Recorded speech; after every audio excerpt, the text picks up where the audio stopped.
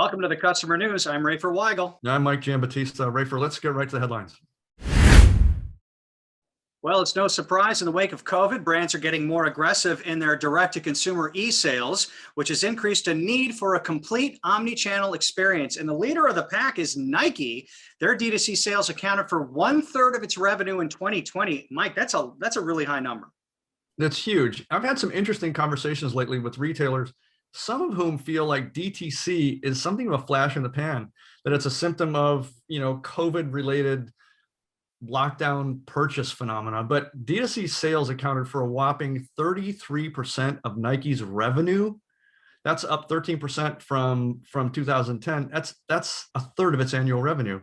So if that's a flash in the pan, it's a very good one. Bottom line, DTC requires deft navigation with your traditional distribution channels and a whole lot of technologies to support it, but direct to consumer is here to stay.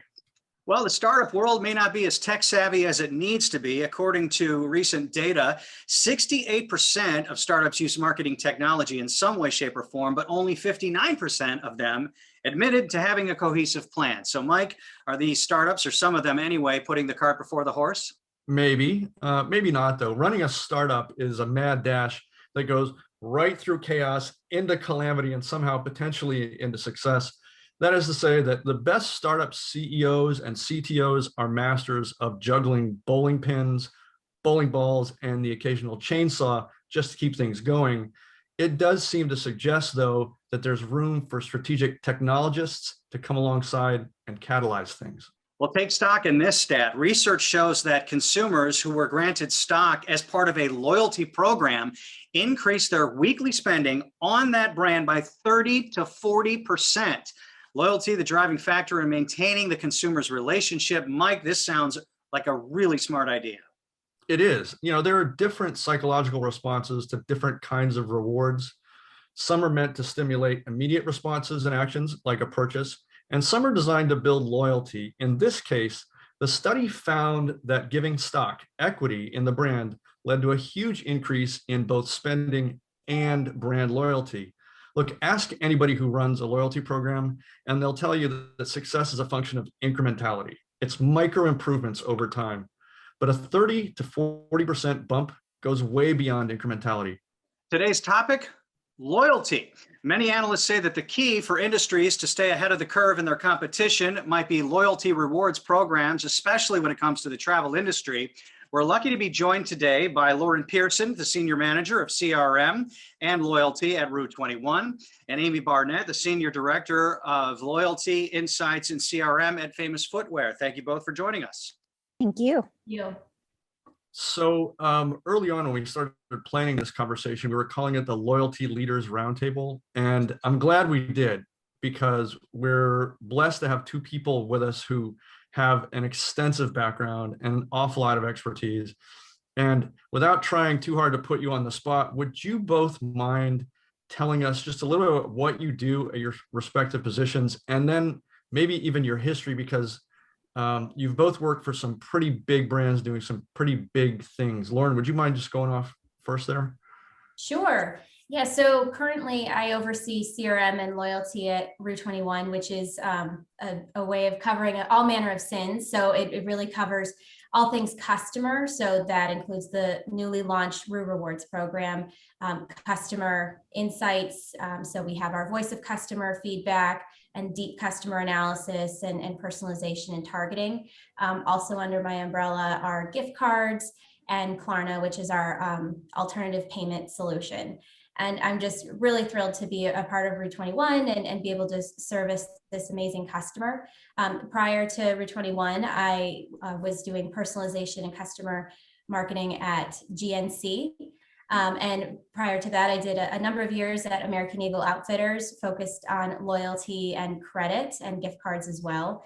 And then before my retail life, I did some time with advertising. So I was focused on serving a number of different types of clients in advertising, and again, doing analytics work as well as account management focused on automotive. I'm originally from Detroit, so you essentially have to do a tour of duty in automotive when you are from the Motor City. And then also working on some CPG and grocery clients. So, but retail is really where I have found my stride, and I'm again so happy to be here talking with you today. Well, I like the way you put it. You did your time in advertising. I know a lot of people that feel that way. Yes. Amy, tell us a little about what you do there at Famous Footwear and where you've come from to get here. Sure. Well, thanks for having me. This is sure to be a fun roundtable, so I look forward to it. So I am with Famous Footwear. It's a national retailer here in the US, and we have some stores in Canada as well. And Lauren and I share a pretty similar current job role. I run CRM loyalty and insights for Famous Footwear. And for those who don't know a lot about Famous Footwear, we are actually in the Caleres umbrella of brands. So we have other wholesale brands in our portfolio, but Famous Footwear is the only retail portion of their portfolio. So I'm in the customer marketing group. I did have the pleasure of relaunching our loyalty program after being in market with one for 20 some odd years. We recently relaunched Famously You Rewards, but I know we'll get into a little bit later. And hot off the press, we just launched our first private label credit card. So we have now a new way for customers to not only earn more of what they love, but have another alternative payment solution when they shop in our stores. Wow. Yeah, yeah. And you, so we, prior to this conversation, we got to know each other a little bit in a planning call, and you'd mentioned a little bit about your career history, which I think might offer some additional context because you've worked with some pretty big brands. Sure. So I've been in the space for a little while. I won't go into how long exactly, but I did get my start as a database analyst sort of back in the days of loyalty programs when they were very first beginning in the CPG space. So I was an analyst on some of the RJ Reynolds tobacco brands, working on their loyalty programs. But then, pretty quickly moved into other CPG brands like Procter & Gamble and Unilever, focusing mostly on acquisition at that time, so customer acquisition. And then about 10 to 15 years ago, I started my experience working in retail, primarily on the agency side, actually, on the CRM database marketing agency side, and got to work with some really fantastic brands. Worked with GameStop, Victoria's Secret, the limited brands, a lot of those Columbus headquartered brands. Right. So spent a lot of time in retail and loyalty. So if I look back, it's about half acquisition, half loyalty in my background, and a little bit of CPG, a lot of retail, and some other verticals mixed in there. So it was a long, windy road, but this is where I am. Right. And you did your time in advertising as well. Yeah, exactly. Customer service at its best. Right. You guys are experts in loyalty. Mike and I talk about it a lot on this show. And some of the programs that seem to be the most effective are the ones that are the simplest. I know that this is a complex topic and you're not going to be able to probably answer this simply, but in your opinion, and we'll start with you, Lauren, what's the secret to running a successful loyalty program? And I'm sure it's a multi-pronged answer. It absolutely is. I would say that the number one most important thing is simplicity, making the program something that's really easy for the customer to participate in. So if it's as simple as just keying in my phone number or the swipe of my phone, or if you could make it even simpler, I think that would be the most appealing to a customer, just to make it really easy to earn and redeem their rewards and points, and make it easy to understand the program.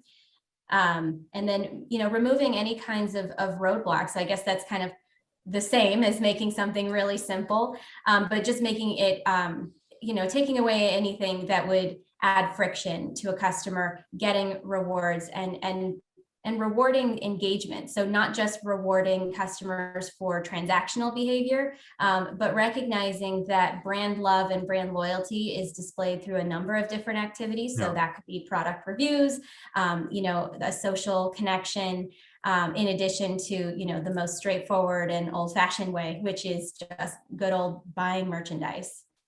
Amy, I'm sure you have a perspective on that as well. In your view, what makes a great loyalty program? Oh gosh, true perceived value, true perceived and actual value. I think it's frustrating to any consumer to have a program that, they're a frequent shopper, they're a frequent buyer, they're a brand loyalist, and then they never really feel the recognition back in the form of a reward. So we spend a lot of time, making sure that our rewards that we offer are actually what that consumer wants. And that she's feeling real perceived, real value from it. So she doesn't have to come and shop us 10 times before she's recognized with a reward, right? It's real time, it's automatic. Hopefully I'm giving her something of value every time she shops, especially for a brand like us who doesn't have, we're not grocery, she's not coming in every week. So it's important that when she does visit us 2, 3, 6, 7 times a year, I want her to feel the love every time she shops. So I would say that's one of them. Lauren, you talked about friction and removing friction and how important that is. What are some examples of where maybe loyalty programs have erred by making it too difficult? Are you able to give any kind of specific insight into what those might be?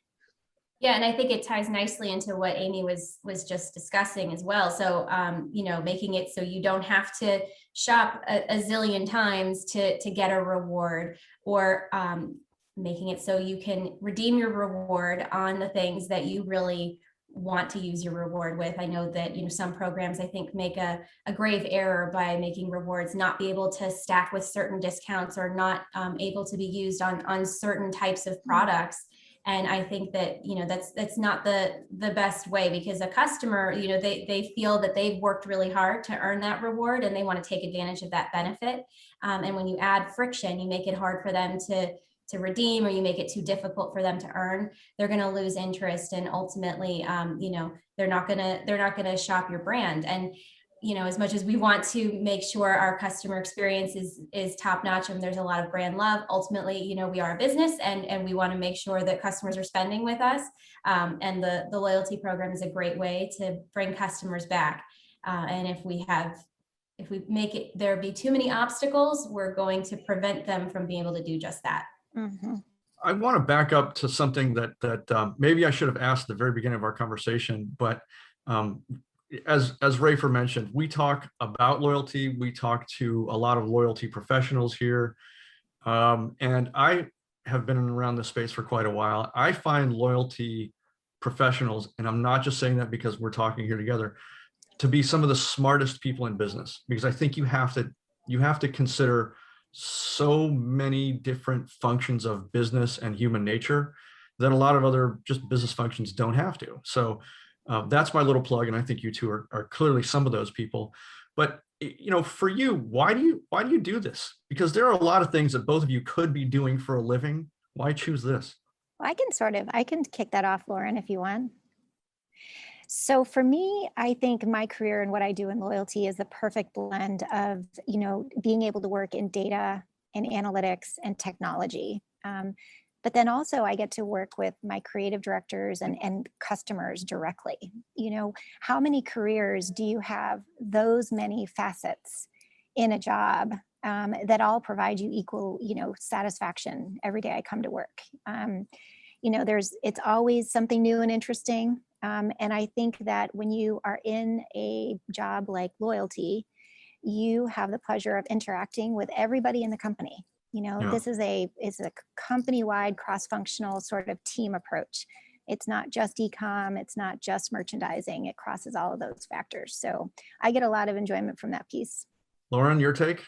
Oh, Amy, you said it so eloquently. I feel like we're kindred spirits. It must be why we both work in loyalty. I feel the exact same. I think that, having the ability to have that blend of art and science is something truly unique to what we do in loyalty and CRM.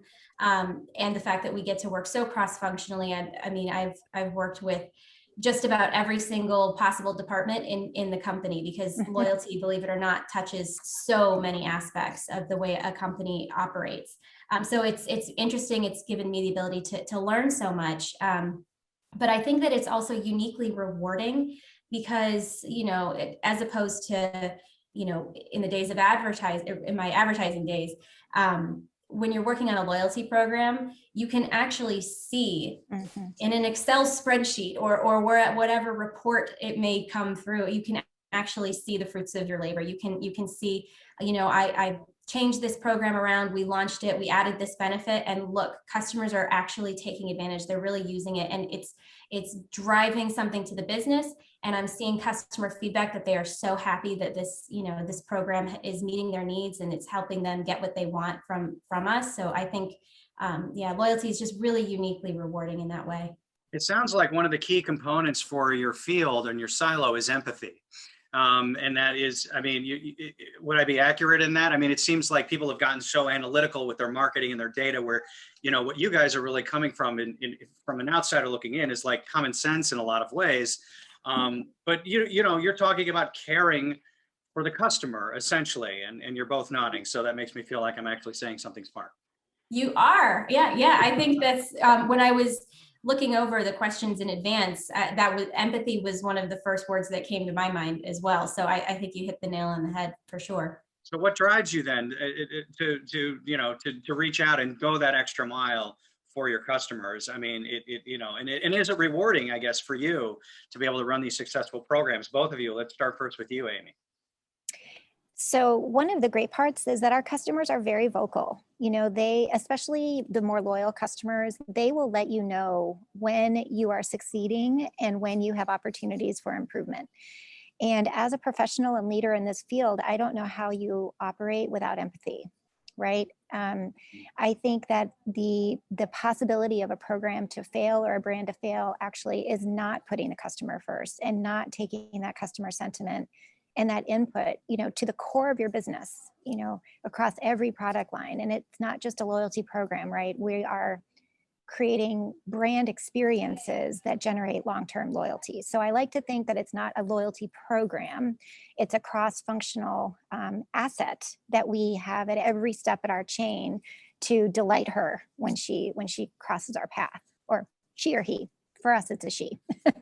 So you bring up something really interesting. Again, having spoken with a lot of loyalty people, and we're happy to edit the following part out if it becomes sensitive, by the way. But because loyalty requires all of these different departments and disciplines to collaborate on some level, because there are very few chief loyalty officers out there.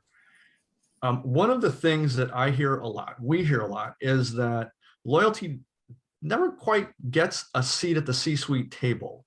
And it's okay, we can edit this stuff out, not meaning to get anybody in trouble. But how do you navigate that? Because clearly both of you figured out that this takes a lot more than your singular department to pull it off well. So how do you navigate that? How do you do that? Lauren, I'll ask you first, and then Amy, if you don't mind. Okay. Well, I would say that loyalty is an absolutely amazing asset. I agree with that word. But I think that it's only one piece of it's a big piece, but it's only one piece of the puzzle. I think that it's really, having somebody who is there to represent the customer and has the best interests of the customer in mind. I think that's why, both Amy and we oversee loyalty, but also CRM and customer insights, because they are so interconnected. And it's sort of like an assembly line. I mean, how do we capture customer information and customer data? Most times it's through the loyalty program. And then through that data, we're able to learn about how our customer shops, what they care about, what they prefer to buy, and how frequently and where. And then similarly, we have customer insights, which is the qualitative customer feedback. And like Amy mentioned, the loyal customers are going to be the most likely to be very vocal. And so all of that information really comes together to paint the picture of who the customer is.